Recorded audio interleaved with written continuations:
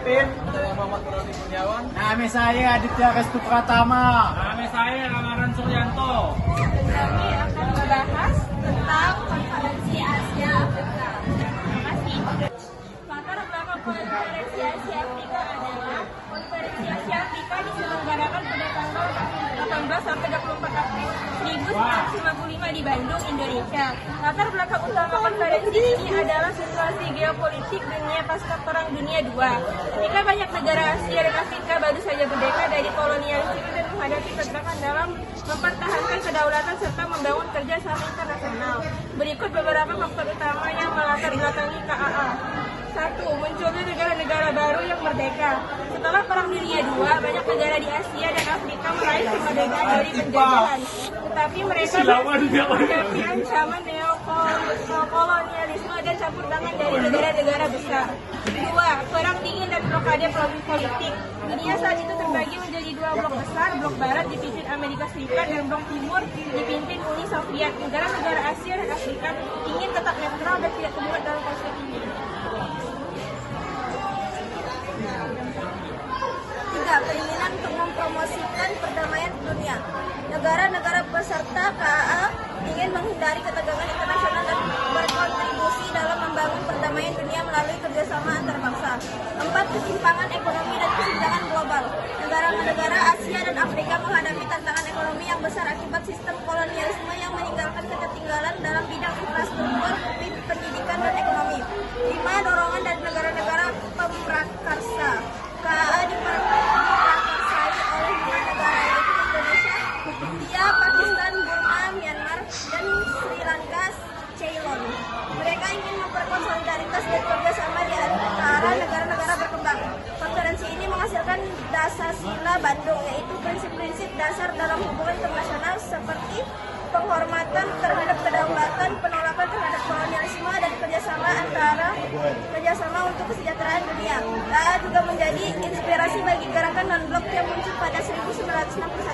Peristiwa pendahuluan atau pertemuan pendahuluan tentang konferensi Asia Afrika. Sebelum konferensi Asia Afrika 1955 di Bandung, ada beberapa peristiwa pendahuluan yang menjadi dasar penyelenggaraan. Berikut adalah pertemuan-pertemuan yang penting mengarah pada 1. Konferensi Kolombo 28 April sampai 2 Mei 1954. Pertemuan ini diadakan di Kolombo, Sri Lanka dan dihadiri oleh 5 negara pemrakarsa: Indonesia, India, Pakistan, Burma, dan Sri Lanka. Tujuan utama konferensi ini adalah membahas masalah-masalah yang dihadapi negara-negara Asia termasuk kolonialisme, ketegangan, perang dingin, serta kerjasama ekonomi dan politik. Dalam pertemuan ini muncul gagasan untuk mengadakan konferensi yang lebih luas melibatkan negara-negara Asia dan Afrika. Konferensi Bogor 28 sampai 29 Desember 1954. Setelah konferensi Kolombo, Indonesia mengundang keempat negara pemrakarsa lainnya untuk bertemu di Istana Bogor, Indonesia. Dalam pertemuan ini diputuskan secara resmi untuk mengadakan konferensi Asia Afrika pada tahun 1955 di Bandung. Disepakati tujuan utama KAA termasuk mempererat solidaritas negara-negara Asia Afrika dan menolak segala bentuk kolonialisme. Negara-negara yang akan diundang ke KAA juga ditentukan dalam pertemuan ini. Konferensi Bogor menjadi momen penting karena meresmikan KAA dan menentukan agenda serta daftar peserta. Dua peristiwa pendahuluan ini menunjukkan bahwa KAA bukanlah konferensi yang muncul secara tiba-tiba, melainkan hasil dari rangkaian diplomasi dan kerjasama antara negara-negara Asia yang ingin memperkuat solidaritas dengan Afrika. Konferensi Asia Afrika KAA 1955. KAA bertujuan untuk 1. Memperkuat solidaritas dan kerjasama antara negara-negara Asia dan Afrika, menolak segala bentuk kolonialisme dan imperialisme, mempromosikan perdamaian dunia dan kebijakan luar negeri yang bebas dan aktif, meningkatkan kerjasama dalam bidang ekonomi, sosial, dan budaya. 2. Peserta konferensi. Sebanyak 29 negara hadir dalam konferensi ini, termasuk Indonesia, India, Pakistan, Mesir, Burma, China, Irak, Iran, Arab Saudi, dan Ghana. Negara-negara ini mewakili lebih dari setengah populasi dunia saat itu. Jalannya konferensi.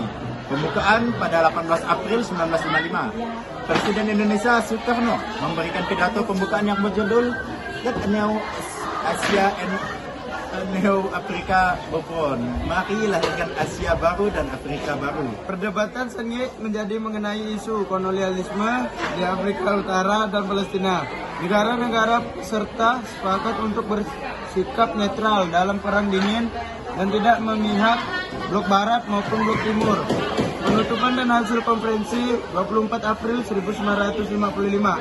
Konferensi menghasilkan Dasar-Sila Bandung, sebuah deklarasi berisi 10 prinsip dasar hubungan internasional termasuk penghormatan terhadap kedaulatan, hak asasi manusia, serta penolakan terhadap kolonialisme dan imperialisme. Dasar-Sila Bandung menjadi landasan bagi negara-negara berkembang dalam politik internasional dan menjadi inspirasi bagi gerakan non-blok GMB pada tahun 1961. Dan tantangan dalam pelaksanaan konferensi Asia Afrika. Meskipun KAA berhasil dilaksanakan dan menghasilkan Dasar-Sila Bandung, proses pelaksanaannya menghadapi berbagai hambatan dan tantangan, baik faktor internal maupun eksternal.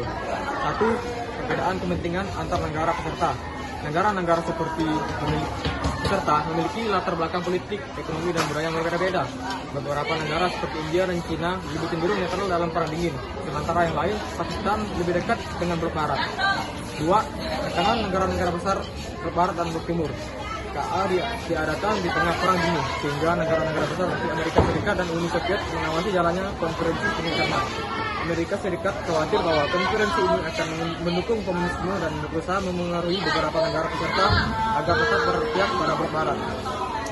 Uni Soviet juga mencoba menarik simpati negara-negara Asia dan Afrika agar menantang invasi barat. 3. Masalah kolonialisme yang belum tuntas. Beberapa negara peserta masih belum berada dalam penjajahan atau sedang berjuang untuk kemerdekaan, seperti Aljazair yang saat itu masih dikuasai oleh Perancis. 4. Keterbatasan infrastruktur dan komunikasi. Sebagai negara penyelenggara, Indonesia menghadapi tantangan dalam menyiapkan infrastruktur untuk menerima tamu dari 29 negara. Komunikasi dan koordinasi antar negara peserta juga tidak mudah karena adanya keterbatasan teknologi dan perbedaan bahasa. 5. Perbedaan pandangan dalam isu Dasar-Sila Bandung. Beberapa negara di KAA lebih fokus pada isu ekonomi, sementara yang lain lebih menekankan politik dan keamanan. Ada beberapa perbedaan dalam mendefinisikan kolonialisme dan imperialisme, terutama terkait Palestina dan mendominasi negara-negara terbesar di dunia. Meskipun menghadapi berbagai tantangan, KAA tetap sukses dan menjadi inspirasi bagi gerakan kemerdekaan serta kerjasama dengan negara-negara berkembang di masa mendatang. Hasil dan capaian Konferensi Asia Afrika KAA 1955. Konferensi Asia Afrika KAA yang berlangsung pada abad 18 sampai 24 April 1955 di Bandung menghasilkan beberapa keputusan penting yang berpengaruh terhadap hubungan internasional, terutama bagi negara-negara Asia dan Afrika. Berikut adalah hasil dan capaian utama dari KAA. 1. Pancasila Bandung, 10 prinsip Bandung. Salah satu hasil terpenting dari KAA adalah Dasar-Sila Bandung, yaitu seluruh prinsip dasar yang menjadi pedoman